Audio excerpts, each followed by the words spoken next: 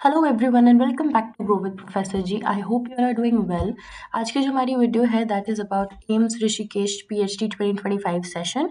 ये one of the best clinical programmes in India है। जब भी हम एम्स की बात करते हैं तो क्लिनिकल प्रोग्राम्स में ये जो इंस्टीट्यूट है वो टॉप पे आता है। So in this video we are going to read the brochure together.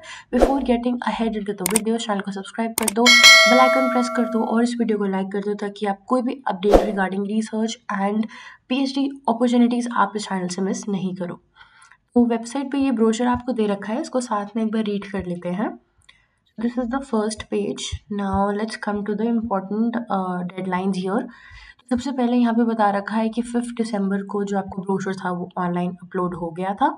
जो last date of receipt of hard copy of application है वो स्पीड पोस्ट वो आपकी 24 दिसंबर से पहले पहुँच जाना चाहिए। अभी भी आपके पास 4 दिन है, आराम से स्पीड पोस्ट के थ्रू पहुंच जाएगा। So you can submit your application if you feel so. Then the status of application आपको पता चल जाएगी कि 2 जनवरी को, जैसे यहाँ मेंशन कर रखा है।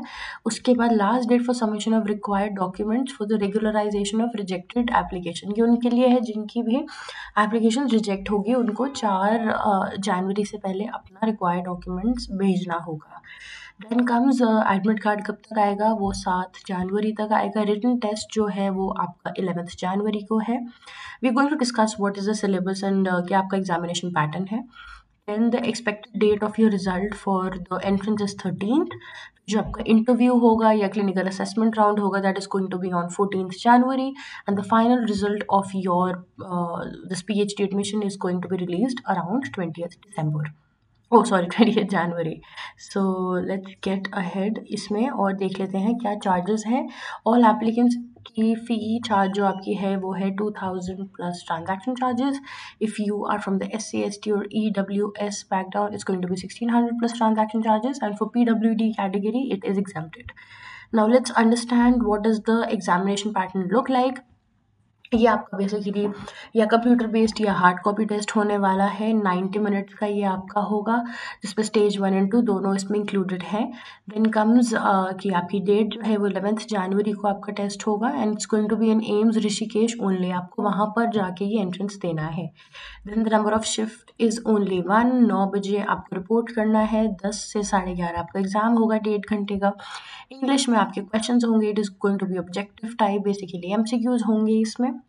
और इसमें 70 क्वेश्चन इन टोटल होंगे यहाँ पे जैसे इन्होंने मेंशन किया हुआ है। So for a correct answer you will be given 1 mark, for incorrect answer आपको 0, अनआंसर्ड एंड नॉट आंसर्ड के लिए आपको 0 दिया जाएगा।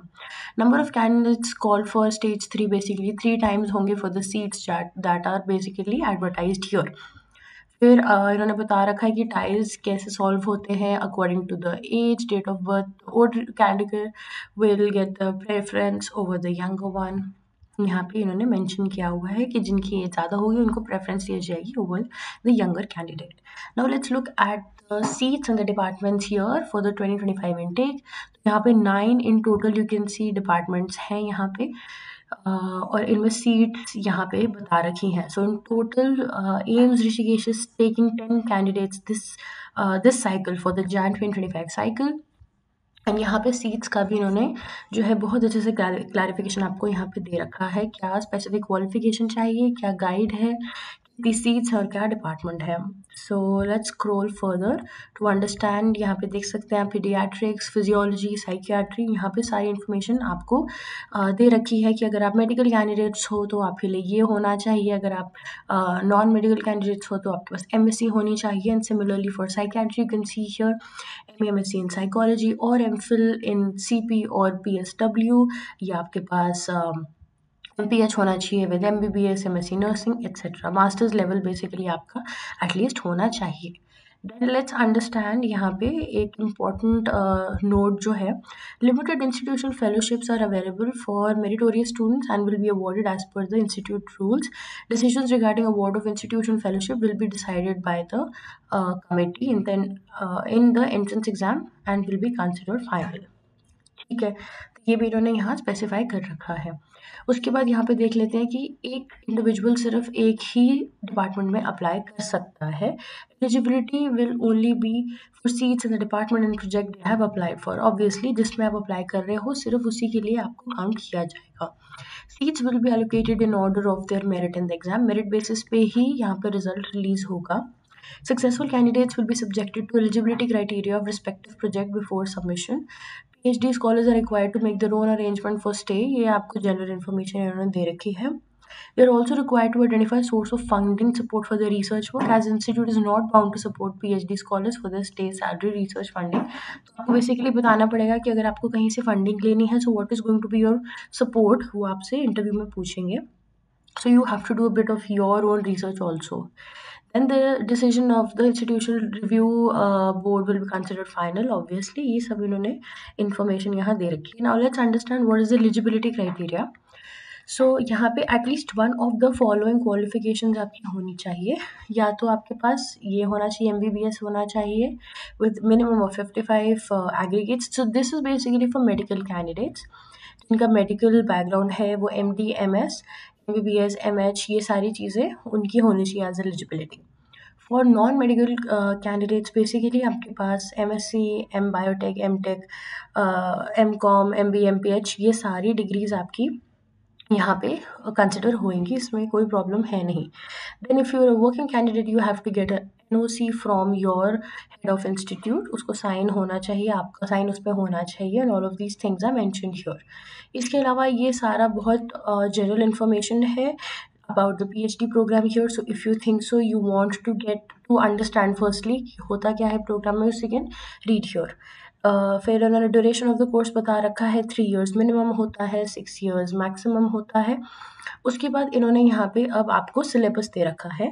So the stage 1 basically 30 marks, 30 MCQs, 1 mark each. Aptitude होगा regarding English, written and verbal skills, biostatistics, RM, lab technology, etc. And then for stage 2 जैसे उन्होंने बता रखा है 40 marks का होगा, subject related theory based comprising MCQs basically कि जो आपका subject है उसी के related आपके MCQs यहाँ पे होंगे in the stage 2. तो ये बता रखा है कि 70 टोटल होंगे questions and 90 minutes आपको दिए जाएंगे. उसके अलावा सारी इन्फॉर्मेशन यहाँ पे दे रखी है. उसके बाद अगर आपको कोई इशू होता है, you can put them a mail on this email ID as they have given here. Now let's understand कि स्टेज 3 में जाने के लिए क्या एलिजिबिलिटी है कि कैंडिडेट्स को कम से कम 35 मार्क्स स्कोर करने हैं अपने एग्जामिनेशन में to be sitting for the interview और द क्लिनिकल असेसमेंट राउंड, जिसको स्टेज 3 बोलते हैं. सो उसके बाद इन्होंने बता रखा है यहाँ पे what are the special weightage for people. So अगर आपके पास फेलोशिप्स हैं एंड अगर आप मेडिकल कैंडिडेट्स हैं बेसिकली, तो आपका उस तरीके से यहाँ मेरिट पे स्कोर ऐड होगा. अगर आपके पास JRFs हैं, चाहे वो ICMR हो, चाहे वो UGC NET CSIR हो, तो उस हिसाब से आपके यहाँ मार्क्स ऐड होंगे फॉर योर मेरिट्स. तो यहाँ ये सारी इन्फॉर्मेशन आपको दे रखी है. And then final result, candidates who secure 50% marks in stage 1, 2 and special weightage and 3 ये कंबाइंड होगी ही मेरिट लिस्ट आपकी निकलेगी एक ही बार on the website. So this is how the information regarding this PhD program is available in the brochure. And ये इसके अलावा सारी general information है, ये आप पढ़ सकते हैं. You can see कि mode of payment कैसे है, क्या information आपको इसमें भरनी है, what does your document list look like. ये सारे documents आपको attach करने हैं application form के साथ. These are going to be the photocopies. And then ये सारे बहुत जनरल इन्फॉर्मेशन है. So if you would like to read तो आप इसको पढ़ सकते हैं. So this is certificates for persons with specific disability covered under the section. तो ये अगर आप PWD उससे है रिजर्वेशन से, यू कैन यहाँ पे you have to get this filled and you have to submit this along with your application. So ये सारे आपको at the end of this brochure itself आपको सारे प्रोफॉर्मास, सारे एप्लीकेशन फॉर्मेट दे रखे हैं. And you have to get these filled as per your own section, as per your own category जिससे आप अप्लाई करने वाले हैं. So this is the end of the video. I hope आपको हमारी वीडियो अच्छी लगी हो. Do apply to this program if you feel this is a good fit for you. And thank you for watching. We'll see you in the next video. Bye.